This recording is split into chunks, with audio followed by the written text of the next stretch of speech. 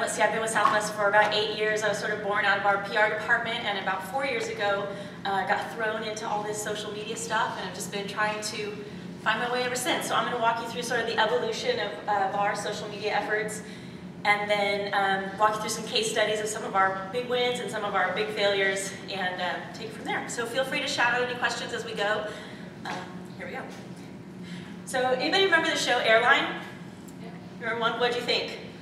Yeah? No? Well, so for those of you that didn't see it, it was this TV show where we were approached by A&E, and they said, we want to follow your customers and your employees around and make a reality show about it, but we're not going to give you any editorial control of the show.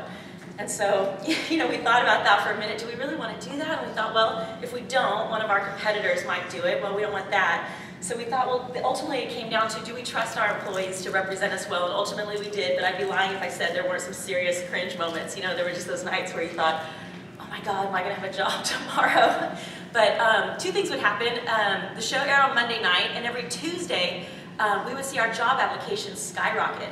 And we would also see our sales go up about on average of 9% every day after that show would air, which told us that, you know, warts and all, people still liked us. This is the kind of company that they wanted to work for. So when the show went off the air, we were sort of left scratching our heads. Well, what are we going to do to put our jobs at risk now? And that's right when the blogosphere was sort of percolating. And so we really dove in head first, really fearless, because after doing a reality show with no editorial control, the blog seemed really easy. So our blog was launched in April 2006, and it really was a replacement for that show. Intended to give people a peek behind the curtain, to connect with our employees, but it has grown to be so much more than we ever anticipated, and I would be lying if I said I knew this is what it would be. But today it is a virtual focus group. It's a place for us to make and break news. It is a place for us to tell the rest of the story when our friends in the media don't get all the facts in or don't have time to tell the whole story. Our employees are really the best experts in the whole world, so it's a place for them to really have a platform to share their voice and expertise.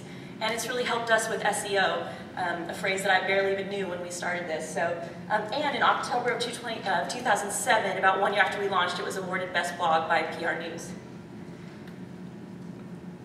So who blogs for us? I think the first person everyone thinks of blogging is their CEO, or at least when corporate blogs are first getting off the ground. And while I love our CEO, he's a former accountant, and I don't think anyone wants to talk about fuel hedging and liquidity every day for the rest of their lives. So we look to our employees, who we think are our biggest asset, and we've got a real mix of frontline and behind-the-scenes employees, so everything from mechanics, engineers, schedule planners, flight attendants, pilots, you name it, they're all represented. And our first batch of bloggers we handpicked based on their expertise and really their ability to just ooze Southwest Airlines, people that just live it and love it and know it. We've since sort of grown, and now we have a whole hundreds of people that blog when there's news that relates to their subject or when they just feel passionate about something. I don't know if you guys know this, I just really learned this too, but our booking site, southwest.com, is the second most visited travel site in the world behind Maps. So our little blog is never going to compete with that, but we started at 0 and we figured everything above that is a win. So we've looked at, there's some spikes that have been around some really tense issues that I'll get into in a minute, but it's been consistent growth. I think this is really interesting. We see about 30% of our traffic comes from people that specifically want Blog Southwest. They type in Blog Southwest, Southwest blog, nuts about Southwest, or it's one of their favorites. It's the people that are our regulars, our airline geeks, our Southwest junkies that just come all the time. About 30% comes from search engines, and about 30% comes from referring websites. I know that doesn't add up to 100, but it kind of varies from month to month. So where are our customers? They're not just on our blog, so we started going out to other sites as well. We're active on Flickr, Facebook, Twitter, YouTube, and LinkedIn, and we figure by doing this we're able to stay on top of just all this communication technology as it changes, but also stay on top of buzz and news and trends as it's breaking. It also allows us to communicate with our customers in the places where they already are active, as you were saying, and then it also allows us to just reach a broader audience. We're also active not just on our site, but we've really taken an active role in all these existing forums and blogs. So these people have actually become my friends. They're airline geeks and they're bloggers. I'm an airline geek and a blogger, so it's not just a job. This has really become my circle now.